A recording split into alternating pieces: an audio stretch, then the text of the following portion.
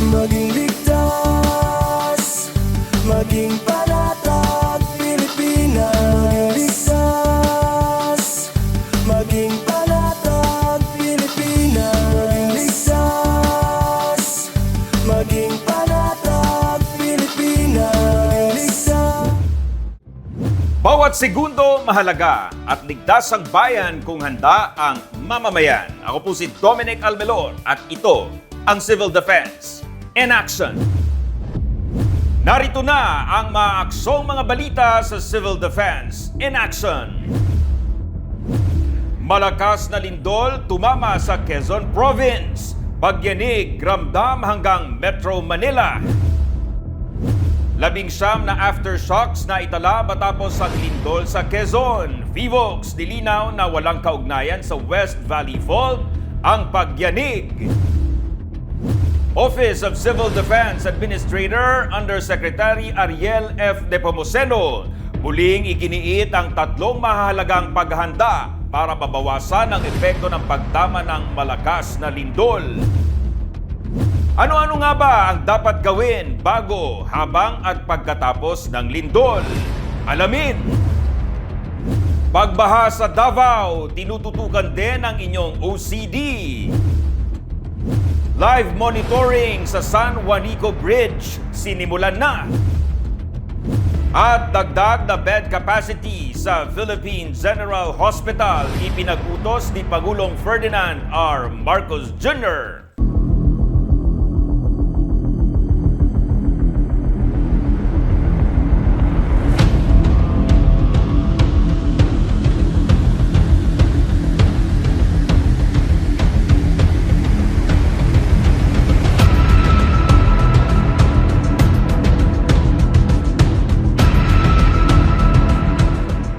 Magandang araw Luzon, Visayas, Mindanao. Bayan sa pool sa CCTV ng ilang mga bahay at establishmento ang pagyanig mula sa magnitude 4.6 na lindol sa General Nakar sa lalawigan ng Quezon na naramdaman din sa karatig probinsya ng Rizal, mga bayan sa Central Luzon hanggang Metro Manila. Silipin natin ang ilan sa mga nahagip ng video at ipinost ng mga netizen sa social media. Ang Civil Defense in Action sa report na ito.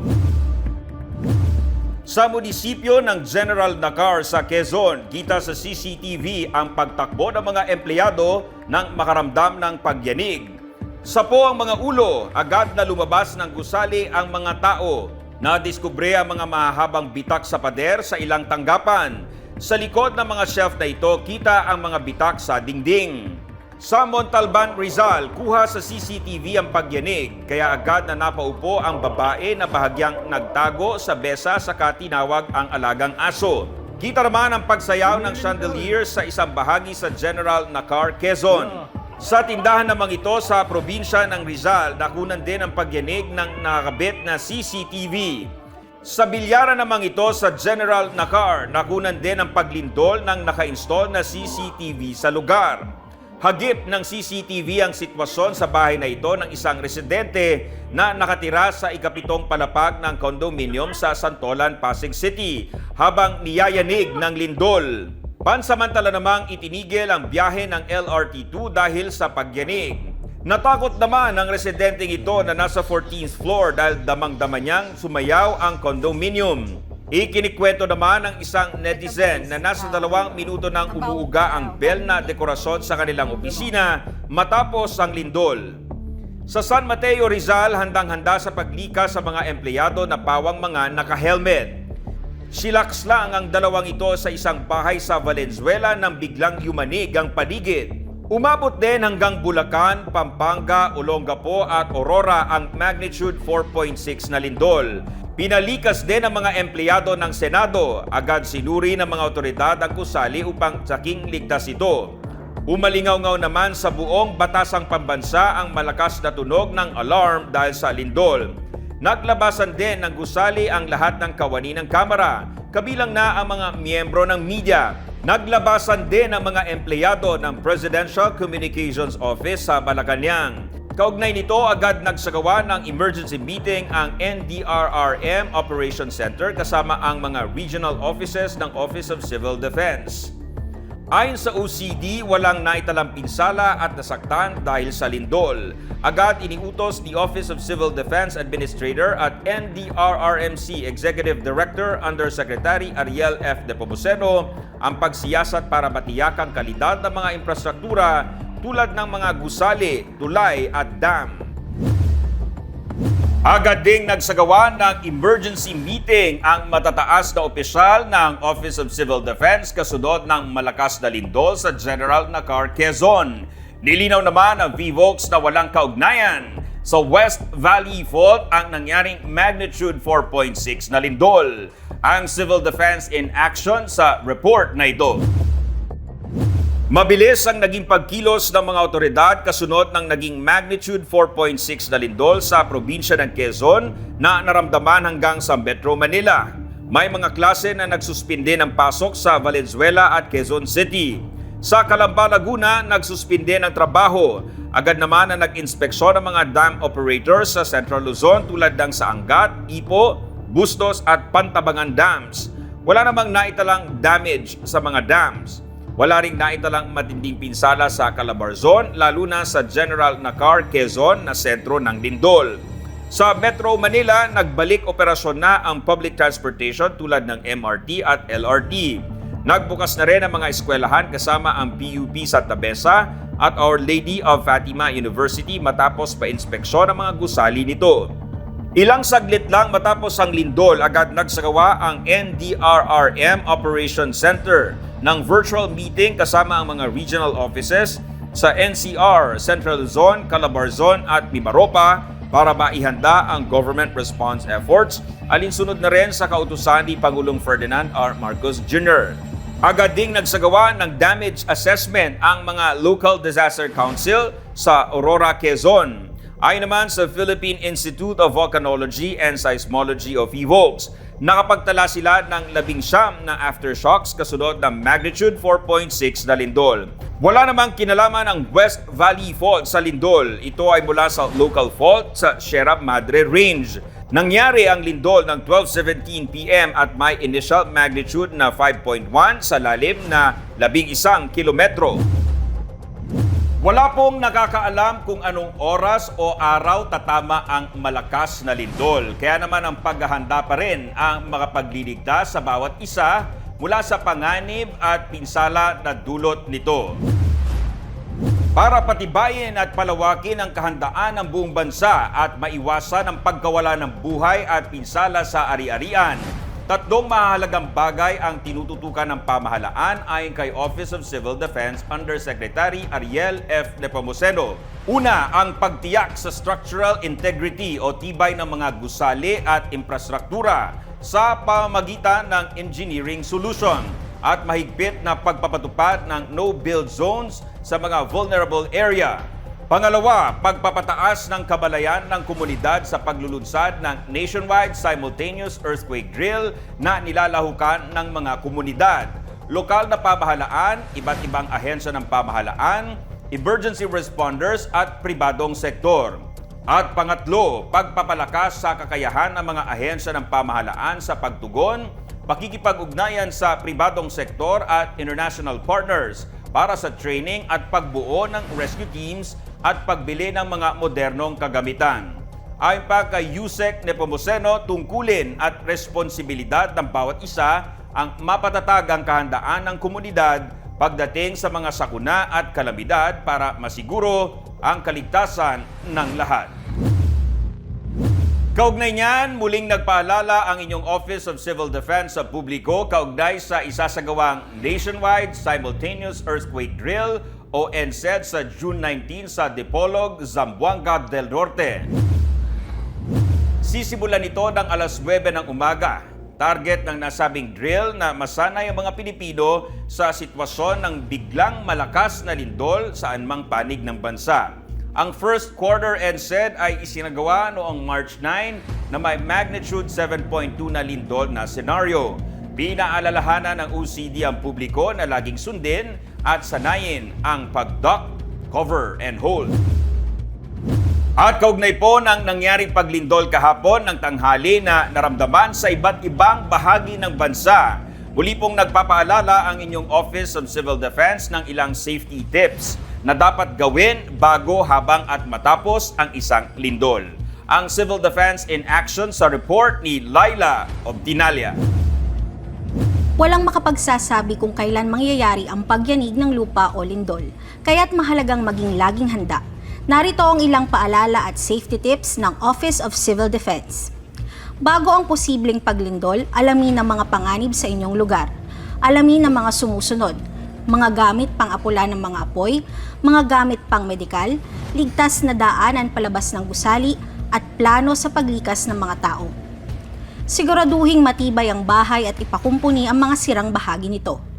Ayusin ang pag-iimbak ng mga nakalalasong kemikal at mga bagay na maaaring maging sanhi ng sunog. Siguraduhing ligtas ang pagkakalagay ng mga mabibigat at mga nakabiting bagay. Ihanda ang go bag na naglalaman ng mga pangangailangan ng pamilya. Makilahok sa mga pagsasanay ukol sa lindol. Habang nangyayari naman ang lindol at nasa loob ka ng isang gusali, manatiling kalmado at gawin ang mga sumusunod. Yumuko at magtago sa ilalim na matibay na mesa at kumapit sa mga paa nito. Manatiling alerto sa mga banta ng panganib sa paligid. Umiwas sa mga bintanang salamin, mga aparador at mabibigat na gamit na maaaring mahulog. Matapos ang pagyanig, agad na lisanin ang gusali at pumunta sa evacuation area. Pero kung lumindol at nasa labas, agad na magtungo sa open area at tandaan ang mga sumusunod. Lumayo sa mga gusali, puno, poste at mga lugar na may panganib ng pagguho ng lupa. Kapag nagmamaneho, itabi at ihinto ang sasakyan at lumabas. Pagkatapos naman ng paglindol, suriin ang inyong sarili at mga kasama kung may tinamong pinsala. Magbigay ng paunang lunas kung kailangan. Unahin ang mga pangangailangan ng mga matatanda, buntis, may kapansanan at mga bata. Kapag nasa tabing dagat at may banta ng tsunami, agad na lumikas papunta sa ligtas at mataas na lugar. Suriin kung may natapong nakalalasong kemikal at mga bagay na maaaring pagmula ng sunog. Huwag agad bumalik sa loob ng gusali hanggat walang abiso na ligtas na ito. Suriin ang mga linya ng tubig at kuryente para sa maaaring pinsala. Suriin din ang tangke ng gas o LPG. Hindi man natin mapipigilan ang pagtama ng isang malakas na lindol, maaari pa rin tayong makaligtas sa matinding pinsala kung sa bawat segundo tayo ay laging nakahanda. Laila Obdinalia para sa Civil Defense in Action.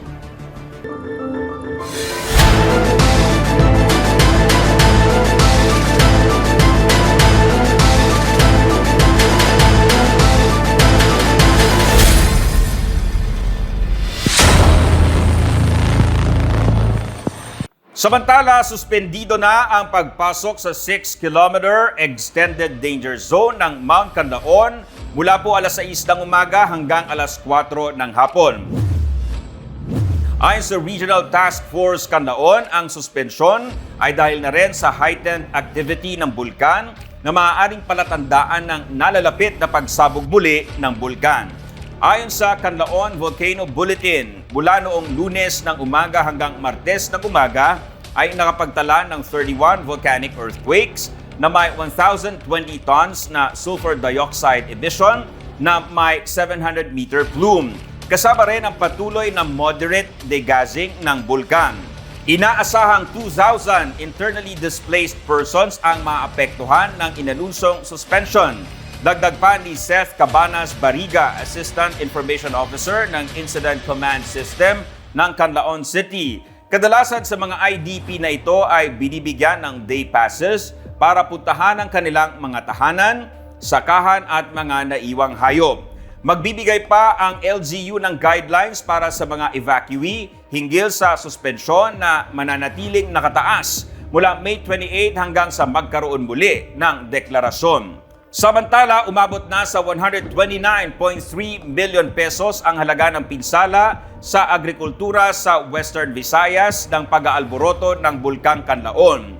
12 bayan sa Negros Island Region naman ang naapektuhan ng ashfall at sulfuric smell. Umabot naman sa 293.6 million pesos ang halaga ng tulong na naipamigay na ng pamahalaan sa higit 23,000 na mga apektadong pamilya ng pag-aalboroto ng bulkan.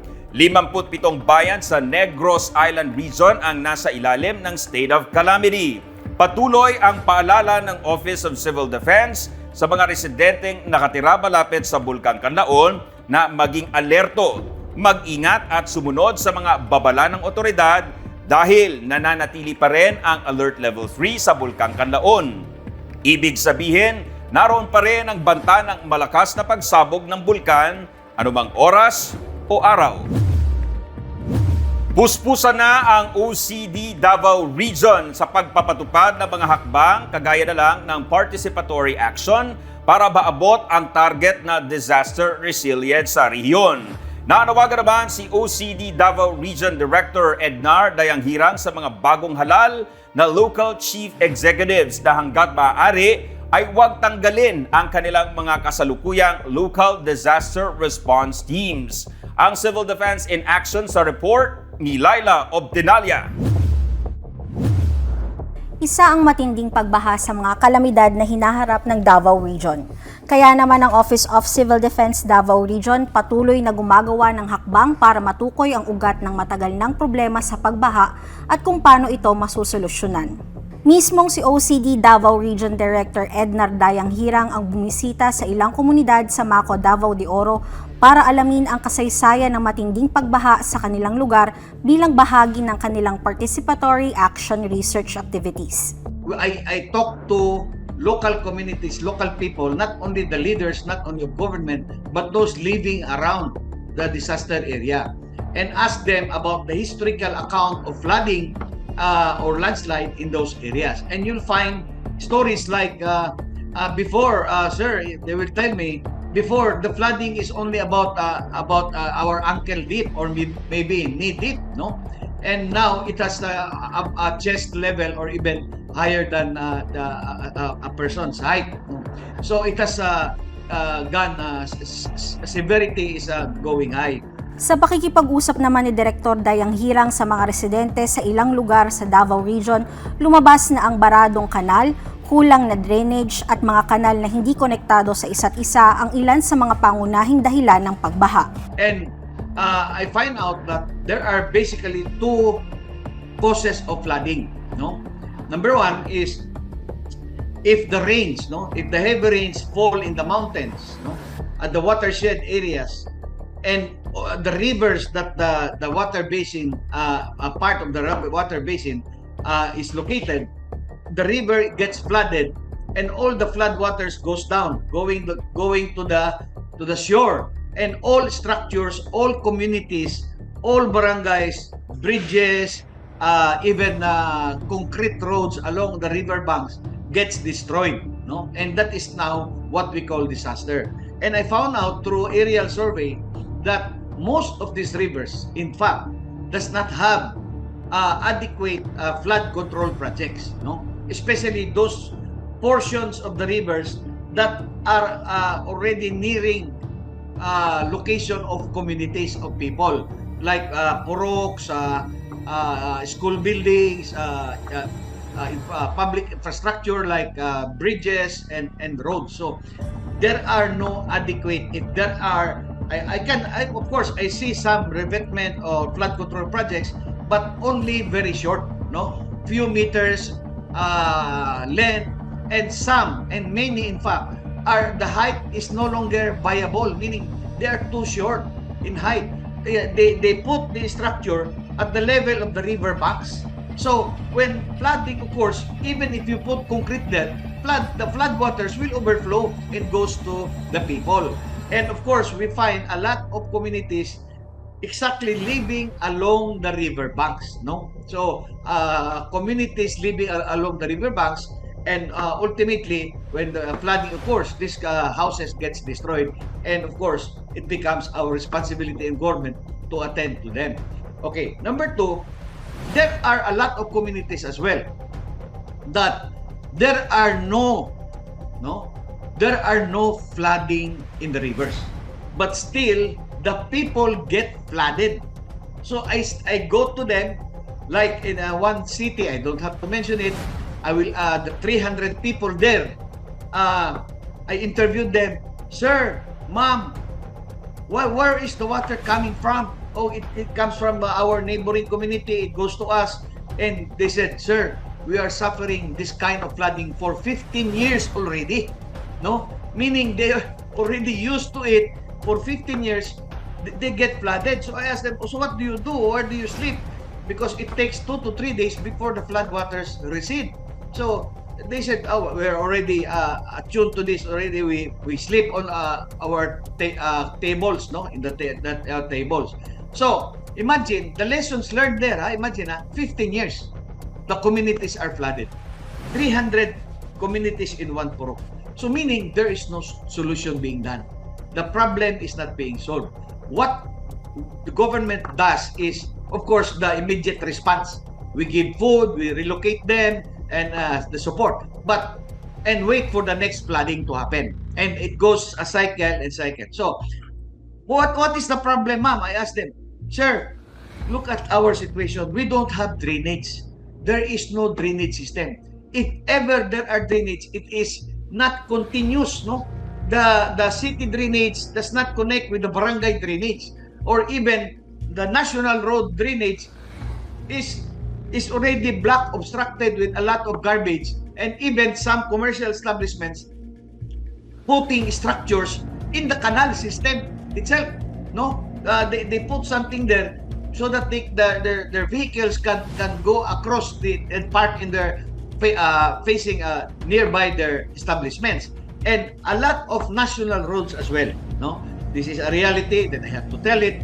A lot of national roads, there are no national drainage. Dagdag pa ni Director Dayang Hirang, malaki ang papel at ambag ng mga residente sa bawat komunidad para masolusyonan ang problema sa pagbaha. The participatory action research is very empowering. First, for the people. Imagine you are a victim of a disaster and now you are being asked what is the problem and what is the proposed solution. So they become part of the solution.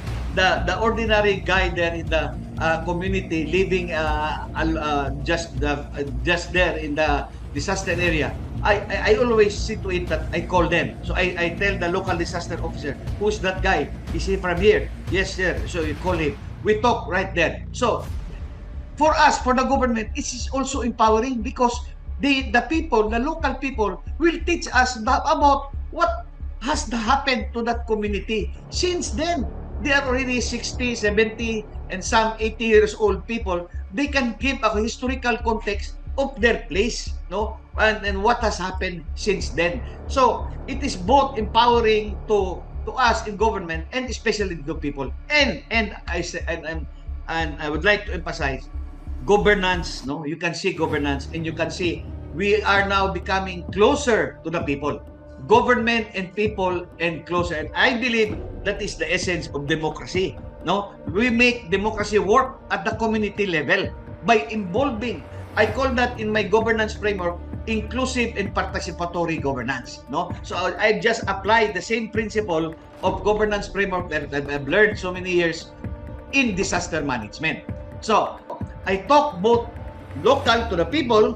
I talk to the local government units. I talk to our partner regional agencies. I talk to the directors. I talk to the division heads, section heads, even district offices. So that bringing to that's what we call whole of government, whole of nation, and whole of society approach. Bukod sa mga komunidad, mahalaga rin ang papel ng mga lokal na ahensya sa pagharap at pagtugon sa problema ng pagbaha. Kaya naman plano ng OCD Davao Region na makipagpulong sa iba't ibang lokal na ahensya para dinggin ang reklamo ng publiko at mas mapag-aralan ang sistema ng drainage at iba pang natukoy na sanhi ng pagbaha. We also call for a one-day conference among the newly elected and re-elected provincial and municipal officials so that I can align already our disaster strategies and programs of OCD with the new government. So pag umpisa pa lang nilang upo sa July, in August, I will be meeting all these local officials together with the congressional offices. So this time, I would like to invite the congressional offices because they will be the ones who will be lobbying for funds, and the national agencies partner natin sa disaster councils. So together, we wish to align. Kasabay nito, nanawagan si Director Dayang Hirang sa mga bagong halal na opisyal ng lokal na pamahalaan na hanggat maaari ay huwag tanggalin at palitan ang mga local disaster response team na kasalukuyang nakatalaga. Ang appeal ko sa kanila, ang sabi ko, for the local officials, re-elected and newly elected, na as much as possible, no? Kung kakayanin pa, kung pwede lang, nakikiusap kami, ako nakikiusap to retain their already trained, skilled, and tested in disaster management, their local officials. However, sabi ko, I do respect your authority, your prerogative to hire and fire your people. Kung sakali man daw na kailangan silang alisin sa pwesto, may pakiusap naman o rekomendasyon si Direktor Dayang Hirang sa mga uupong local chief executives. I have another recommendation, second recommendation. If ever kinakailangan talagang palitan ho ninyo yung inyong tao, kayo naman po nakakaalam, no? Kung pwede lang, yung na-train na rin ng OCD. No, we have trained so many people at the local level. At least kung ang trabaho niya is early warning, at least yung na-train na natin na nandyan lang din sa locality nila, so that we will not go back to zero. When they replace the person, it can go on day one, it can already function. Target ni Direktor Dayang Hirang na maabot ang target na disaster resilience sa buong Davao Region. At may isa sa katuparan lang ito kung bawat sektor ng lipunan ay magtutulungan at magkakaroon ng ambag para masiguro ang ligtas na mga komunidad sa banta ng mga sakuna at kalamidad. Samantala, alinsunod sa kautusan ni Pangulong Ferdinand R. Marcos Jr., tuloy-tuloy lang ang pagtutok at pag-ayuda sa binahang mga lugar sa Mindanao, lalo na sa Davao City maging sa Bangsamoro Autonomous Region o BAR. Laila Obtinalia para sa Civil Defense in Action. Pasok sa International Organization for Standardization o ISO 9001-2015 certification ang ilang tanggapan ng inyong Office of Civil Defense. Tulad ng Office of Civil Defense Central Luzon na nakalusot sa Stage 2 audit noong May 2021 na isinagawa ng auditors mula sa TUV Nord Philippines Incorporated. Ayon kay OCD Central Luzon Director Amador Corpus, ang seal of approval ay patunay ng pagsisikap ng mga kawani at organisasyon na maitaas ang kalidad ng serbisyo at pagpapalakas ng management system upang higit na makapaglingkod sa mga mamamayan para sa ligtas, handa at matatag na rehiyon. Pasok din ang OCD Western Visayas na nakakuha rin ng ISO 9001-2015 certification. Ayon kay Director Raul Fernandez, kinikilala nito ang patuloy na pagpapalakas ng OCD sa rehiyon. Nangako naman sila na mas mapapalakas pa nila ang ahensya. Maging ang Office of Civil Defense Caraga at Government Command and Control Center ay nakakuha rin ng ISO 9001-2015 certification. Ayon sa OCD Caraga, ang resulta ng audit ay patunay na ang kanilang mga tinatawag na procedures at overall performance ay pasok sa international standard. Congratulations po at makakaasa ang publiko na world-class ang inyong Office of Civil Defense at patuloy naming palalakasin ang aming pagsisilbi sa taong bayan. Narito pa ang mga aabangang maaksong balita. Bed capacity sa Philippine General Hospital pinadagdagan ni Pangulong Ferdinand R. Marcos Jr. At live monitoring ng mga dumadaang sasakyan sa San Juanico Bridge sinimulan na. Marami pa tayong maaksong mga balita sa pagbabalik ng Civil Defense in Action. Maging ligtas, maging panatag, Pilipinas. Maging ligtas, maging panatag, Pilipinas. Maging ligtas, maging panatag, Pilipinas. Magandang araw, si Dingdong Dantes po ito. Narinig niyo na rin ba sa balita yung The Big One? O ang kinatatakutang malakas na lindol na pwedeng mangyari sa Pilipinas? Alam ko nakakatakot. Napakaraming tanong sa isip natin. Anong gagawin ko kapag nangyari yun? Saan ako pupunta? Paano ko ililigtas ang pamilya ko? Sa bawat tanong na yan, dapat may nakahanda tayong sagot at aksyon. Dahil mapapanatag tayo kung alam natin ang gagawin sa panahon ng sakuna. #panatag ang may alam. Kapag lumindol ng malakas, normal lang bang matakot? Aba, oo naman. Pero ang mahalaga, alam mo ang gagawin. Tulad ng duck, cover, hold. Duck, umupo agad para maiwasang matumba dahil sa lindol. Cover, protektahan ang sarili sa mga pwedeng ma-fall sa iyo. Hold, huwag mo nang tatakbo palabas. Hintayin tumigil ang lindol at pakiramdaman ng paligid bago lumabas ng bahay o gusali. Lagi ang tandaan para mabawasan ang pangamba sa oras ng sakuna. Duck, cover, hold. Hashtag panatag ang may alam. Mga kababayan, si Ding Dong po ito. Alam niyo bang mataas ang tsansang magkasunog pagkatapos ng malakas na lindol? Kaya naman pagligtas ng bumalik sa loob ng bahay o building, i-check agad ang mga kawad ng kuryente. Kung may nakitang sira, patayin ka agad ang main switch. At ang pinaka-importante, i-report ito sa otoridad. Huwag mo nang i-DIY yan, ha? Naku, baka mas malaking problema pa ang sumabog. Tandaan, i-check ang sira, patayin ang main switch, i-report sa otoridad. Hashtag panatag ang may alam. Maging panatag, Pilipinas. Maging ligtas. Maging panatag, Pilipinas. Ligtas. Maging panatag, Pilipinas. Ligtas. Maging panatag, Pilipinas. Ligtas. Nagbabalik ang Civil Defense in action. Magandang balita muna po tayo. Pinirmahan na ni Pangulong Ferdinand R. Marcos Jr. ang batas na nagdadagdag ng bed capacity ng Philippine General Hospital. Sa bisa ng Republic Act 12210, tataas ng mula 1,334 hanggang 2,200 ang kama para sa mga pasyente. Paiigtingin din ang iba pang pasilidad at healthcare services ng PGH para makasabay sa gagawing pagtaas ng bed capacity ng hospital. Ang kakailanganing pondo ay bahagi ng taunang General Appropriations Act. At upang mas mapalakas pa ang kahandaan sa panahon ng sakuna, nagsagawa ang Office of Civil Defense Region 6 ng Blended Contingency Planning Training nitong May 5 to 9 sa pamamagitan ng Zoom. Layunin ng training na ito ang palalimin pa ang kaalaman at kakayahan ng mga kasapi ng Disaster Risk Reduction and Management Councils sa pagbuo ng contingency plans para sa mas maagap at epektibong pagtugon sa mga emergency. 35 kalahok ang matagumpay na nagtapos ng training, kabilang sa kanila ang mga kinatawan mula sa mga miyembrong ahensya ng Regional Disaster Risk Reduction and Management Council o RDRRMC, lokal na Disaster Risk Reduction and Management Councils o LDRRMCs, miyembro ng akademya, partikular na mula sa University of the Philippines, Visayas.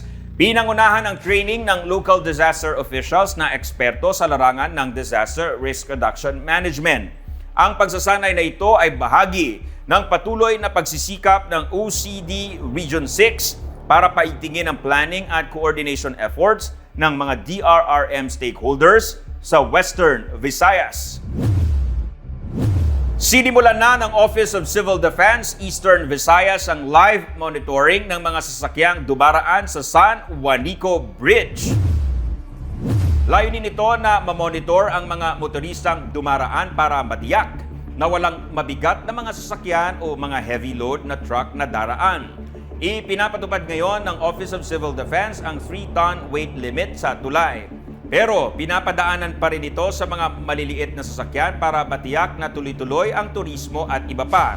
May haba na 2.16 kilometers ang tulay na nagdudugtong sa Leyte at sa Samar. At lagi pong tandaan, bawat segundo mahalaga at ligtas ang bayan kung handa ang mamamayan. Kaya mainam po na laging handa anuman ang ganap dahil sa bagong Pilipinas, walang maiiwan. Ako po si Dominic Almelor at ito ang Civil Defense in Action. Maging ligtas. Maging